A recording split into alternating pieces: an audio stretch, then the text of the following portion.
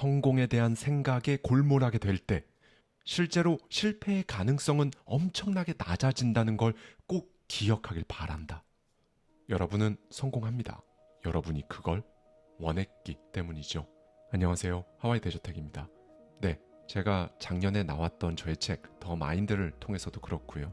영상을 통해서도 엄청나게 많이 언급한 저자 중에 한 명인데요. 제가 진짜 원하는 삶을 눈치채고 정말 닥치는 대로 책을 읽어가면서 제 잠재의식 안에 설치되어 있던 소프트웨어를 완전히 갈아엎고 있던 그 시절에 정말 큰 영향을 받은 저자입니다. 바로 나폴레옹 힐인데요. 오늘은 나폴레옹 힐, 당신은 반드시 성공할 것이다에 담겨있는 인사이트를 가져와서요. 우리가 흔히 정신개조한다고 하잖아요. 이게 바로 잠재의식에 번들처럼 깔려있는 소프트웨어를 갈아 끼우는 걸 말하는 건데요. 이걸 하려면 또 이걸 해내는 과정에서 도대체 뭐가 가장 중요한지 정말 자세하면서도 확 와닿게 말씀드리고자 합니다. 성공하기로 마음먹은 내가 가장 먼저 마주한 질문이 있다. 나는 어디로 향하고 있는가? 이 질문이 왜 중요하냐고? 모든 성취와 성공은 명확한 목표에서 출발하기 때문이다. 이 목표가 명확하지 않다면 100명 중 98명은 난관에 부딪혀 좌절하게 된다. 사실 목표가 불분명하다면 시작조차 어렵다. 철강왕 앤드류 카네기를 생각하면 확 와닿을 것이다. 제철소 노동자로 처음 일을 시작했던 그는 누구보다 뛰어난 품질의 철강을 생산하겠다는 명확한 목표가 있었다. 사람들이 흔히 말하는 소원, 바람의 수준이 아니었다. 열망에 가까웠다. 그렇다. 자신만의 열망을 발견할 때 그때 비로소 사람은 성공에 닿을 수 있다. 명확한 목표는 자립심, 자기 주도성, 상상력과 열정, 집중력을 발휘하게 하는 강력한 원동력이다. 이걸 반대로 말하면 지금 언급한 것들이 바로 성공의 필수 요소라고 할 수 있다. 무엇보다 명확한 목표를 가진 사람은 의사결정이 빠르다. 모든 정보를 취합하자마자 결정을 내린다. 하지만 실패를 반복하는 사람들은 의사결정이 늦고 자주 바꾸기까지 한다. 엄청나게 긴 고민의 시간 끝에 결정은 타인에게 미룬다. 또 결정한다 해도 추진력이 부족해 끝까지 밀어붙이지도 못한다. 당신은 어떠한가? 혹시 결정을 회피하고 있지 않은가? 다른 사람에게 나의 결정을 미루고 있진 않은가? 인생은 결국 둘 중 하나를 끊임없이 선택하는 그 선택의 연속이다. 할 것이냐, 말 것이냐, 갈 것이냐, 멈출 것이냐.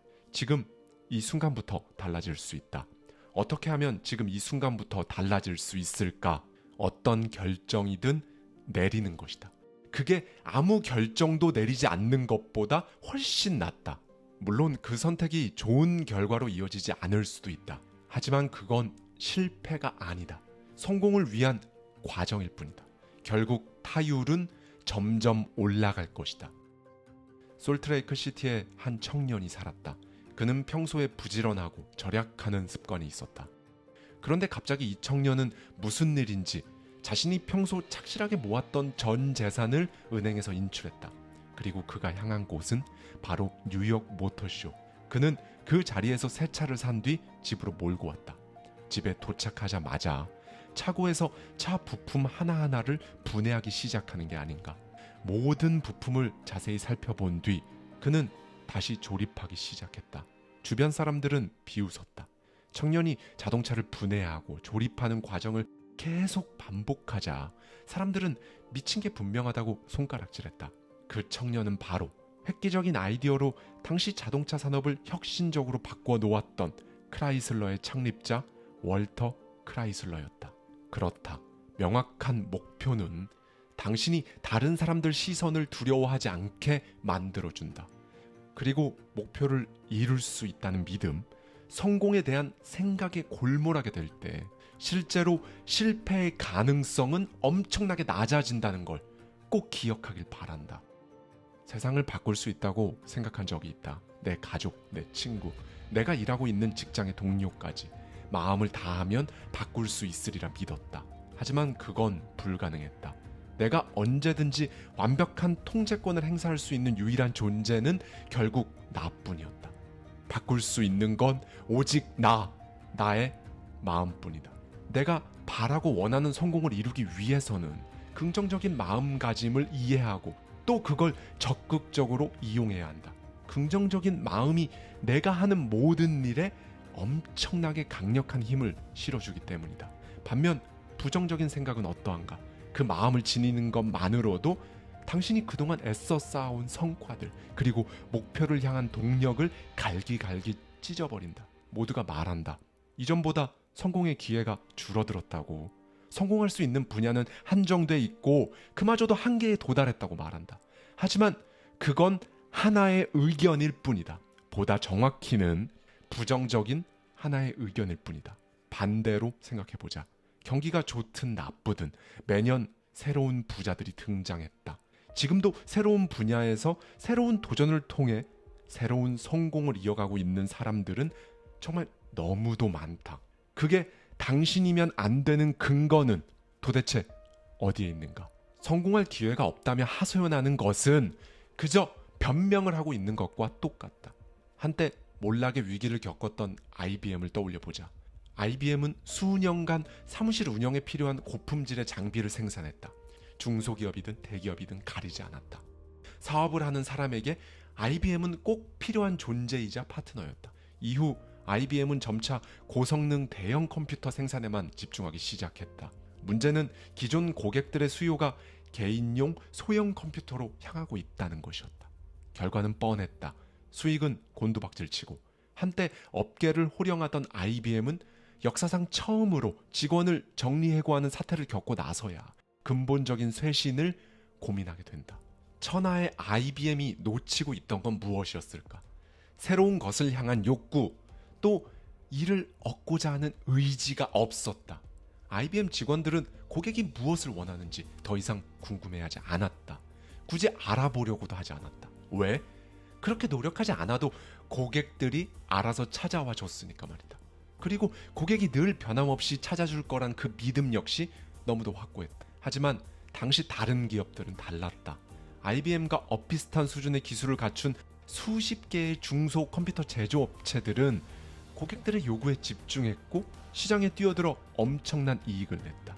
이건 기업에만 한정된 케이스가 아니다. 개인의 성취, 개인의 성공 역시 마찬가지다. 기회가 저절로 굴러 들어올 것이라 여기는 사람들은 설령 실제로 기회가 와도 그걸 알아차리지 못한다. 단언컨대 기회는 아직 너무도 많다. 그 기회를 잡느냐 아니면 그 기회를 다른 사람에게 넘겨주느냐 오롯이 당신의 선택이다. 그리고 이제 또 하나의 가장 중요한 것을 당신에게 말해주고자 한다. 당신이 원하는 삶, 원하는 것, 원하는 그 일상을 향한 당신의 마음에는 진정성이 있는가? 앤드류 카네기는 어느 날 새로운 직원을 자신의 사무실로 불러 지시를 내렸다. 그 직원은 카네기의 말을 끝까지 들었고 그의 눈을 바라보며 이렇게 말했다. 알겠습니다. 말씀하신 대로 하겠습니다. 하지만 요청하신 대로 할 경우 비용이 더 들 거라는 점은 미리 말씀드려야 할 것 같습니다. 이 사안에 대해서 저만큼 자세히 조사하신 건 아니실 테니까요. 카네기는 그 직원이 자신의 지시에 불복한다고 여겼을까? 전혀 그렇지 않았다. 그의 단호한 태도와 말투에서 왠지 모를 진정성이 느껴졌고 어딘가 설득력이 있다고 여겼다. 그래서 카네기는 지시를 철회했고 좀 더 면밀히 살펴보기로 했다. 그리고 깨달았다. 자신이 틀렸고 신입 직원이 옳았다는 것을 말이다. 그 직원은 바로 훗날 카네기의 신복으로 불리게 된 찰스 슈왑이었다. 슈왑은 자신이 하는 모든 일에 있어서 진정성을 보여줬다. 만약 목표에 진정성이 없으면 말의 표현을 통해 대화의 흐름을 통해 모든 행동을 통해 결국 다 드러날 수밖에 없다. 종잡을 수 없고 명쾌하지 않은 말, 쉽게 의중을 파악할 수 없는 사람에게서 신뢰감을 느낀다는 건 사실 거의 불가능하다. 우리가 모든 일에 예스를 외치는 예스맨을 불편해하는 이유가 바로 여기에 있다. 이런 사람들은 막 노골적으로 거짓말을 하진 않았지만 거짓말이나 다름없는 행동을 하고 있기 때문에 문제가 있는 것이다. 결국 진정성 없이는 그 어떤 능력도 제 힘을 발휘할 수 없다. 진정성이 없으면 당신의 목표에 대해 도대체 어떻게 자신감을 갖고 또 어떤 태도로 그 목표에 도달할 수 있겠냔 말이다. 몇 번을 강조해도 부족하다. 마음 깊숙이 새겨야 한다. 말하는 사람이 진정성을 가진다면 듣는 사람의 마음은 움직일 수밖에 없다. 열정이 진정성을 통해 전달이 되면 그 열정은 다른 사람을 전염시키기 때문이다. 성공한 사람들을 만나 인터뷰하고 성공 원칙을 정리해서 책을 내달라는 카네기의 의뢰를 받아들인 건 내가 조지타운 법대에 다니고 있을 때였다. 당시에 나는 출장 경비를 정산받은 것 외에 카네기로부터 어떤 보상도 받지 못했다. 상황이 이렇다 보니 점점 생활에 부담이 되기 시작했다. 부양해야 할 가족이 있었고 많은 사람들은 내가 하고 있는 일과 목표를 비웃기 시작했다. 텅 빈 호텔방에 혼자 있을 때 부정적인 생각에 사로잡혀 포기하고 싶을 때도 많았다. 어쩌면 나를 비웃고 있는 사람들의 말이 맞을지도 몰라. 내가 지금 뭘 하고 있는 거지? 희망의 불이 꺼질 듯 말 듯 그 불꽃이 꺼지지 않도록 죽을 힘을 다해 불씨를 살려야 했던 적도 있었다. 하지만 나는 무려 20년간 대기업 창업자, 발명가, 유명한 자선가들을 만났다. 그 모든 역경을 통과했던 시간의 결과가 좋았을까? 당연하다. 더 많이 노력하다 보면 더 많은 역경을 마주할 수밖에 없다. 당신의 시간을 몰두하는 데 써보라. 당신이 몰두했던 모든 시간은 당신에게 고스란히 돌아올 것이다. 믿을 수 없다고? 믿지 않아도 상관없다. 이건 사실이니까. 비 내리는 어느 오후 한 부인이 필라델피아 백화점 안으로 걸어 들어왔다. 백화점의 점원들 대부분이 그녀를 무시하는 듯했다. 그런데 한 청년만이 노부인에게 다가가 자신이 도울 일이 있는지 물었다. 노부인은 단지 비가 그치길 기다리고 있다고 답했다. 청년은 그런 노부인에게 굳이 구매를 권하지 않았다. 대신 그녀가 앉을 의자를 하나 가져다 주었다. 비가 그쳤고 노부인은 젊은 점원에게 고맙다는 인사와 함께 명함을 달라고 했다. 그리고 몇 달이 지났다. 청년이 일하던 매장 점주에게 편지 한 통이 전달됐다. 그 청년을 스코틀랜드로 출장을 보내달라는 내용이었다. 아니, 이게 무슨 뚱딴지 같은 일인가? 출장이라니. 편지엔 이렇게 적혀 있었다. 성 전체에 비치할 가구와 비품을 주문하고 싶은데 그 담당자가 꼭 필요하다는 것이었다. 누구인지 짐작하겠는가? 그 편지를 쓴 사람은 바로 그 젊은 직원이 의자를 가져다 주었던 노부인이었다. 그리고 그녀는 앤드류 카네기의 어머니였다. 아무도 다가가려 하지 않았던 노부인에게 젊은 점원이 보여줬던 건 자기가 하고 있는 일에 대한 진정성, 거기서 자연스럽게 나온 조금의 관심과 배려였다. 당신이 지금 하는 것에, 앞으로 하고자 하는 것에 진정성을 가지고 몰두만 할 수 있다면, 그렇게 계속 해 나아가면 당신이 하고 있는 일, 당신이 제공하는 서비스, 그 모든 양과 질은 당신이 상상할 수 없을 정도로 커져 당신에게 고스란히 돌아올 것이다. 당신이 대접받고 싶은 만큼 남을 대하라는 황금률은 눈에 보이지 않을 뿐 실제로 존재한다. 언젠가 앤드류 카네기는 나에게 이런 말을 한 적이 있다. 성공은 더 많은 성공을 불러오고 실패는 더 많은 실패를 불러온다. 정말 그렇다. 성공을 위해 진정을 갖고 일하다 보면 실력은 점점 더 향상된다. 성공하는 실력 역시 점점 더 향상되는 것이다. 앞에서도 언급했듯 자신의 마음가짐은 오로지 자신만이 완벽하게 통제할 수 있다. 스스로 자초했든 그렇지 않든 모든 역경과 슬픔, 실패에는 나중에 그와 똑같은 크기의 성공을 싹 틔울 씨앗이 들어있다. 그 씨앗을 잘 키워내면 당신에게 닥친 불행이라 여겨지는 일도 거뜬히 뛰어넘는 축복으로 만들 수도 있다. 당신은 알아채지 못했을 수도 있다. 당신의 인생에서 바라는 많은 것들이 이미 당신의 것이라는 것을 말이다. 당신은 반드시 성공할 것이다. 이 감정을 고의적으로 이용하다 보면요, 그 전까지는 분명히 없었던, 안 보였던, 존재하지 않았던 어떤 가능성 몇 개가 하나 둘씩 여러분 일상에 보이기 시작할 거예요.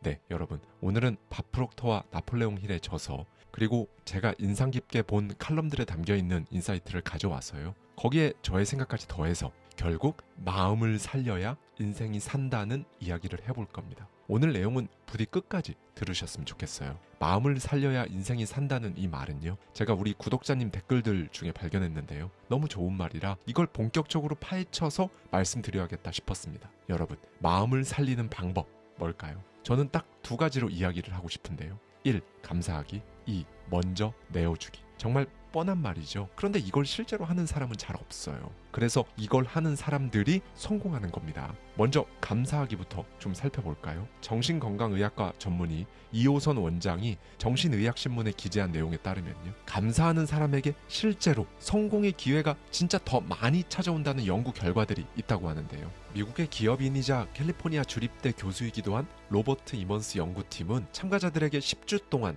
달성하고 싶은 6가지 개인적인 목표들을 설정하게 했습니다. 참가자들은 두 그룹으로 나뉘어서요, 한 그룹은 주 1회 감사일기를 쓰면서 감사할 거리를 5개씩 열거했어요. 그 결과 이 감사하기 과제를 받지 않은 참가자 그룹보다 목표 달성률이 20%나 높았습니다. 그리고 실험이 끝난 후에도 자기 삶을 더 잘 살아내려는 지속적인 모습을 보여줬다고 하고요. 이호선 원장은 말해요. 관련 연구들에 따르면 감사하기가 습관이 되었을 때 역경에서 심리적으로 훨씬 더 잘 대처할 수 있다. 네, 이 실험에서 감사할 거리를 적어야 했던 참가자들이 뭐 엄청 대단하게 감사할 만한 것들을 나열한 것도 아니에요. 내 아내가 건강하게 옆에 있어줘서 감사하다, 이런 것들을 적었습니다. 대부분 별다를 것 없는 일상에서 어떻게든 찾아낸 거죠. 이 감사라는 건 감정이죠. 그런데 이건 여러분의 선택과 의지로 얼마든지 기를 수 있습니다. 감사에 관한 지난 20년간의 연구 결과를 살펴보면요, 진짜 핵심 포인트는 감사를 느끼는 것과 하는 것을 구분하는 데 있습니다. 당연히 감사를 느끼는 게 중요하겠죠. 정신의학계의 연구 결과들을 살펴보면요,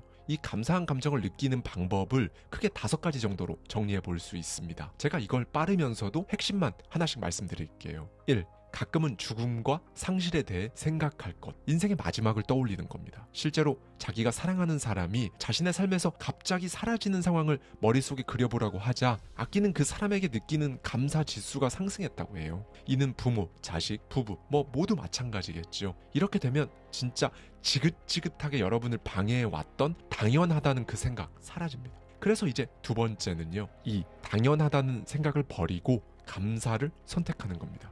로버트 이먼스는 이렇게 말해요. 나에 대한 과몰입은 온갖 양상으로 발현된다. 그 중에서도 당신이 받은 혜택과 그 혜택을 만들어준 주변은 있고, 모든 것이 원래 당신의 당연한 권리인 양 감사할 이유를 찾지 못하는 것이 자신에 대한 과몰입의 대표적인 형태이다. 여러분, 제가 해보니까 정말 신기한 게요, 일상에서 진짜 아주 조금씩 미세하게 이 감사하다는 감정이 무너지기 시작하면요, 여러분이 원하는 삶, 그것도 조금씩 멀어집니다. 그래서 이제 감사라는 감정을 느끼는 세 번째 방법은요, 사물이 아닌 사람에게 감사하는 겁니다. 실제로 고마워라는 말을 하는 것만으로도요, 우리 뇌는 무슨 좋은 일이 일어났다고 착각해요. 지금 진짜로 고맙다는 감정이 느껴지는지 이거와는 일단 별개로요, 이 감사에 대한 표현이 누적되잖아요. 그러면 뇌의 이런 화학 반응 때문에 사람이 점차 표정이 밝아지고 이 말에 자연스럽게 녹아들게 되는 거죠. 고마워라는 말이 입에 붙으면 이제 그 다음으로는 감사하다는 표현을 조금 더 구체적으로 해보는 겁니다.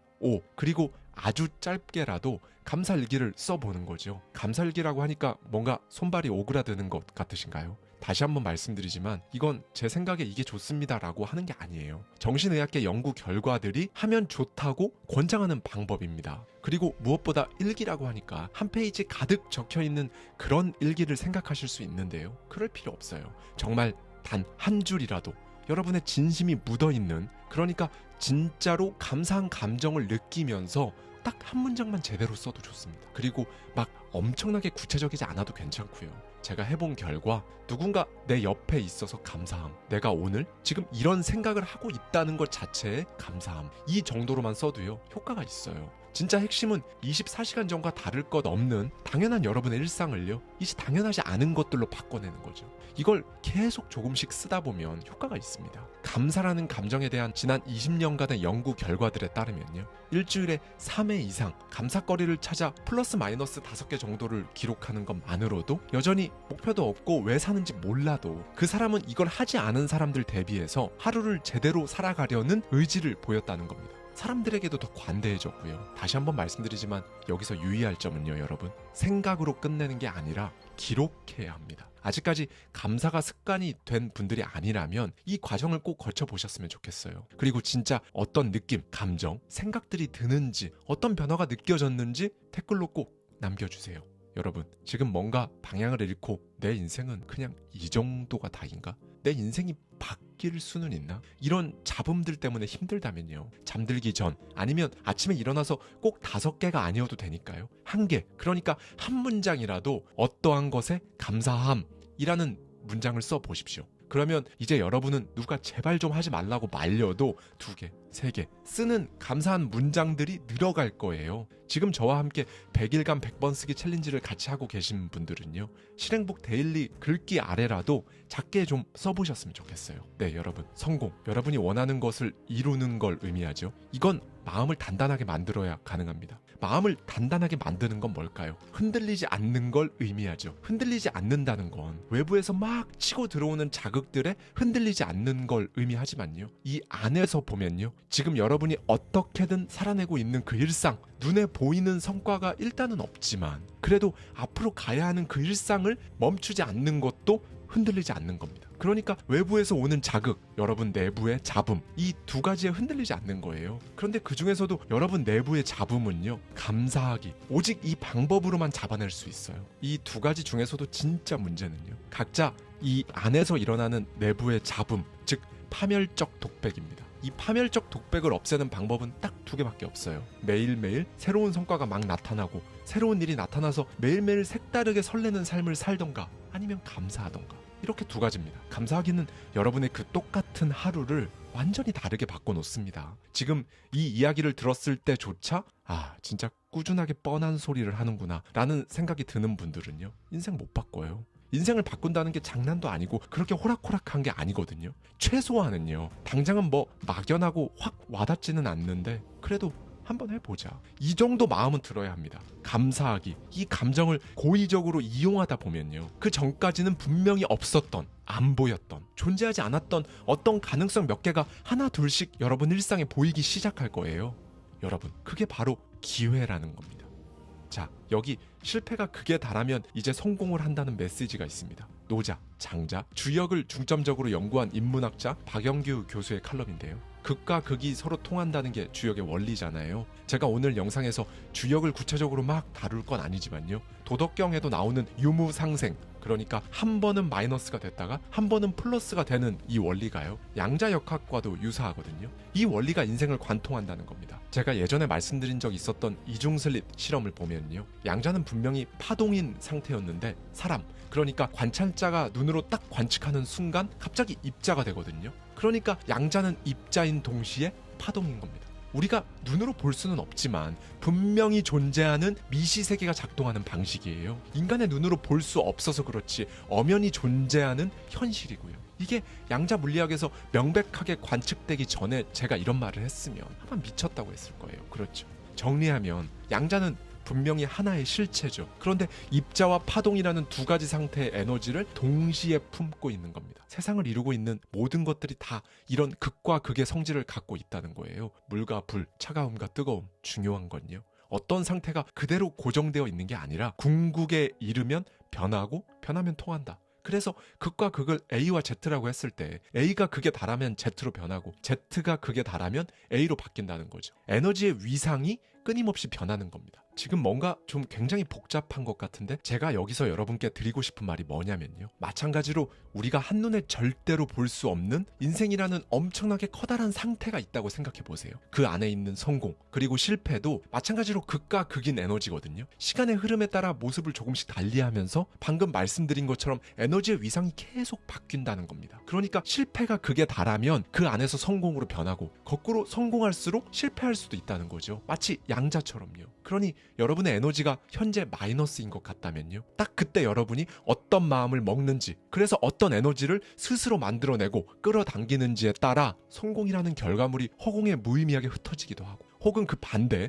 그러니까 성공이란 상태에 전달되어서 유의미한 결과를 만들기도 하는 겁니다. 여기서 막 무작위로 의미 없이 흩뿌려진 일상을 모아서요, 유의미한 결과를 만들어낼 수 있게 접착제 역할을 하는 게 바로 감사하는 마음이고, 이게 선행되어야 합니다. 이걸 제가 훨씬 와닿게 말씀드리면요, 감사할 일이 실제로 일어나면 그때 감사할게, 이게 아니라는 거죠. 그건 은행에 가서 나한테 이자를 좀 주면 내가 돈을 맡길게 라고 하는 거랑 똑같거든요. 네, 그러면 여기서 이제 이런 의문이 드실 수 있습니다. 성공이 또 극에 달하면 실패하겠네요 라고요. 이 부분에 대한 제 생각은요, 그렇지 않답니다. 물리적으로 눈에 보이는 성공 뒤에 누가 봐도 안쓰러울 법한 부정적인 상황이 찾아올 순 있는데요, 여러분이, 보다 정확히는 여러분의 마음이 그걸 허락하지 않으면요, 그건 실패라고 정의되지 않습니다. 결국에 마음이 단단한 사람은 자신의 고점과 저점을 계속 찍으면서 사는 거거든요. 그런데 그 정고점을 계속 올려간다고 생각해 보세요. 그러면 결국 우상향으로 가는 거예요. 멀리서 보면 우상향인데 가까이서 보면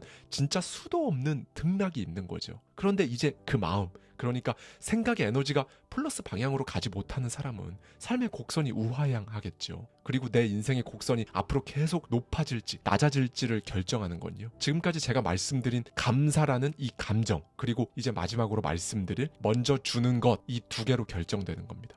나폴레옹 힐이 말했죠. 우리에게 돌아오는 건 우리가 바라는 것이 아닌 우리가 주는 것이다. 당신이 세상을, 타인을 어떻게 생각하고 어떻게 대하는가는 자력을 발생시키는 자석과 같아서 당신이 주는 것과 똑같은 것을 당신에게로 끌어당긴다. 네, 사실 여러분, 주는 걸 끌어당기는 겁니다. 그냥 주는 걸 여러분 인생에 끌어당긴다고 생각하고 살면요, 모든 면에서 엄청나게 편해지실 거예요. 같은 맥락으로 밥 프록터는 인생을 폴라로이드 카메라에 비유하는데요, 그는 이런 가르침을 줍니다. 나는 종종 인간의 마음과 현실 세계를 폴라로이드 카메라와 사진에 비유한다. 일단 셔터를 누르면 그 모습 그대로 인화 과정을 거친다. 짧은 인화 시간을 거쳐 사진은 모습을 드러내기 시작한다. 그리고 셔터를 눌렀을 때 찍힌 모습 그대로 나타난다. 저는 사람들이 이 폴라로이드 사진기를 하나씩 다 들고 있다고 생각합니다. 그리고 이 사진이란 결과물이 나오면 곧바로 그걸 다른 사람들과 교환하기도 하고 아예 주기도 하면서 이제 상호작용을 하면서 살아가는 거죠. 내가 다른 사람 카메라에 찍혔는데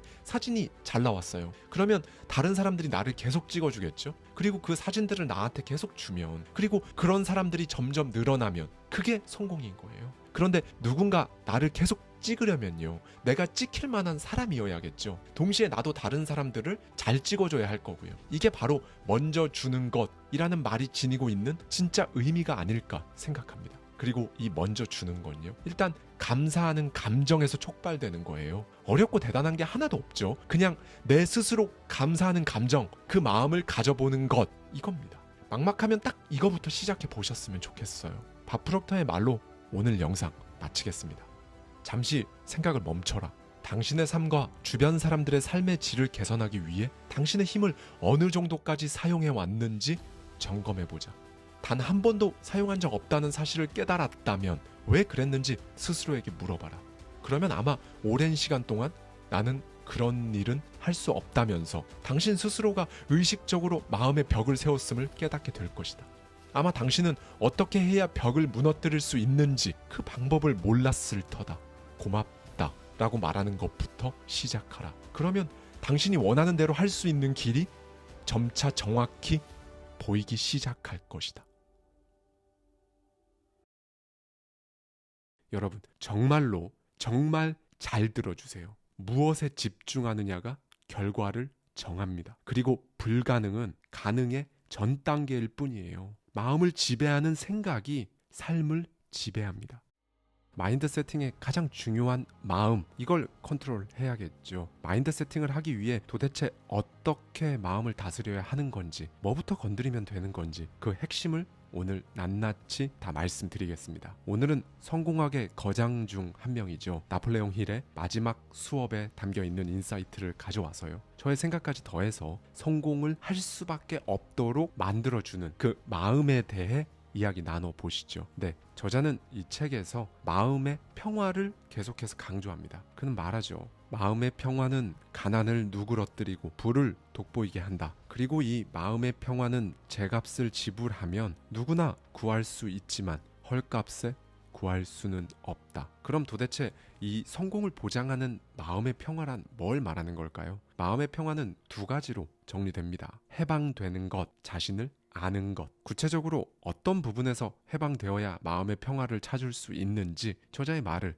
들어보시죠. 마음의 평화란 모든 형태의 걱정을 완전히 극복하는 것이다. 물질적인 결핍으로부터 해방되는 것이다. 신체적, 정신적 질병의 원인이 제거되거나 해방되는 것이다. 과거와 두려움과 미신으로부터 해방되는 것이다. 가난, 비판, 건강을 잃는 것, 사랑을 잃는 것, 자유를 잃는 것, 노년, 죽음에 대한 7가지 두려움으로부터 해방되는 것이다. 네, 우리는 궁극적으로 이 7가지 두려움에서 해방되어야 부를 얻을 준비, 그러니까 성공을 받아들일 수 있는 마음의 상태가 된다고 저자는 강조해 또 강조를 합니다. 그 다음 자신을 아는 마음의 평화가 있죠. 자세히 살펴보겠습니다. 마음의 평화란 어떤 것에 대해서든 스스로 생각하는 습관이다. 인간의 흔한 결점, 즉 무언가를 거저 얻거나 제값보다 저렴하게 얻는 삶을 추구하지 않는 것이며, 몽상가가 아닌 현실주의자로서 당신이 누구인지, 다른 사람에게 없는 당신만의 장점이 무엇인지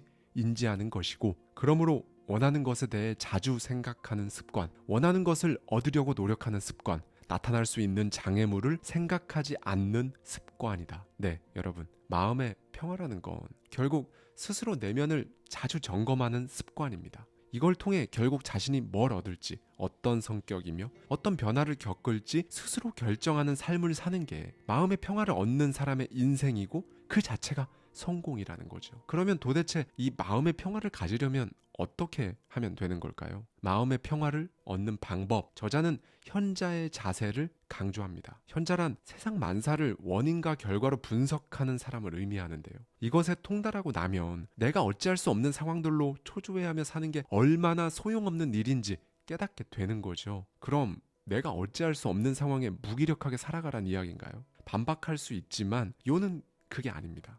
지금껏 내가 어찌할 수 없는 것에 발을 동동거리며 살아왔다면 이제는 내가 다룰 수 있는 것들에 집중하는 겁니다. 부라는 보상은요, 내가 다룰 수 있는 것들을 내가 다스린다는 사실을 깨달았을 때 찾아와서 천천히 지속적으로 이루어지니까요. 네, 여러분, 사실 엄청 익숙한 단어죠.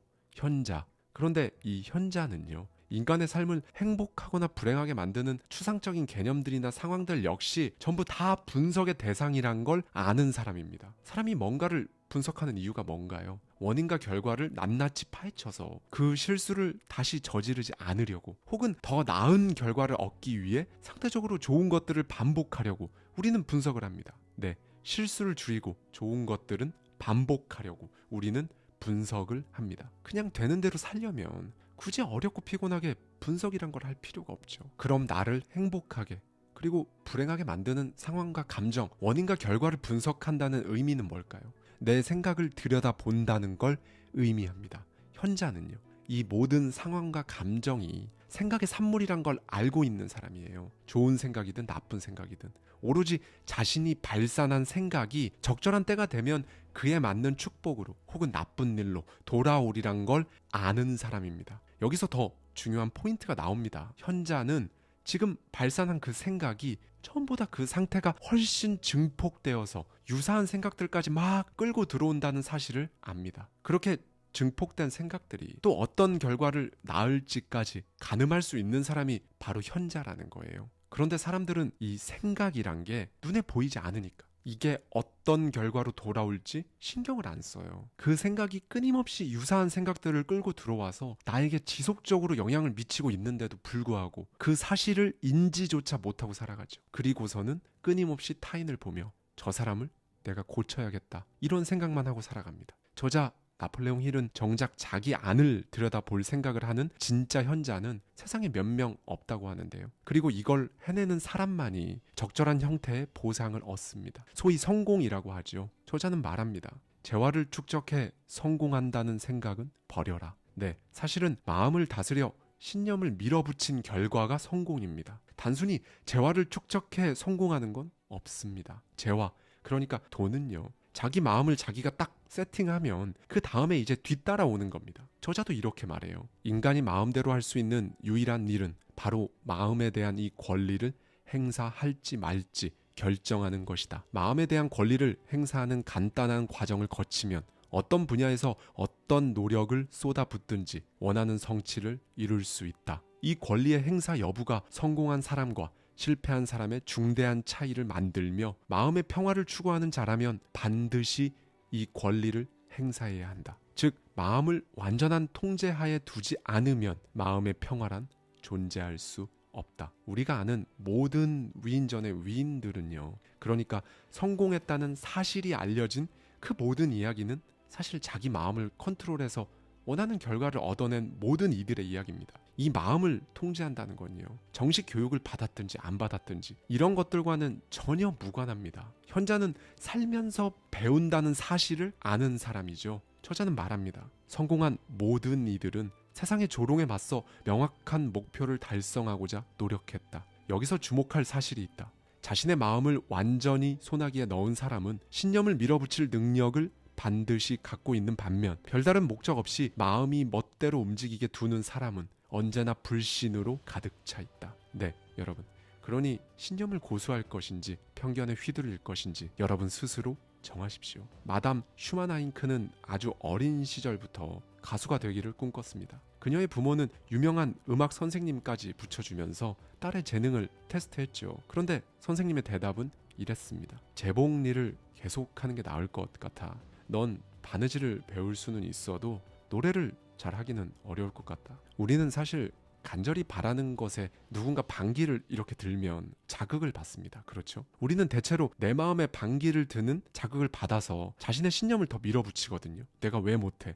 두고 봐라 하는 류의 모든 말들이죠. 저자는 이걸 천재성을 촉발하는 도화선이라고 표현합니다. 그렇게 그녀는 이 한 번의 수업 덕분에 자신만의 인생을 사는 방법을 깨달았어요. 그리고 끝끝내 오페라계의 디바가 되어 자신의 결심을 이뤘습니다. 여러분, 원하는 것에 온 마음을 집중하세요. 바라는 것을 꿈에서까지 욕망하십시오. 명확한 목표는요, 마음의 평화의 출발점입니다. 이게 물질적인 것일 필요도 없고요. 남들 보기에 이렇다 할 명예나 성취가 아니어도 돼요. 그저 여러분이 바라는 것, 여러분이 마음의 평화를 얻기에 아주 적절한 여러분만의 그림에 온 마음을 담으면 그만이죠. 본질은요, 마음의 평화에 이르겠다는 결의를 품고 나름의 계획과 목표를 갖고 사는 겁니다. 인생을 그냥 멋대로 흘러가게 내버려 두는 게 아니라요.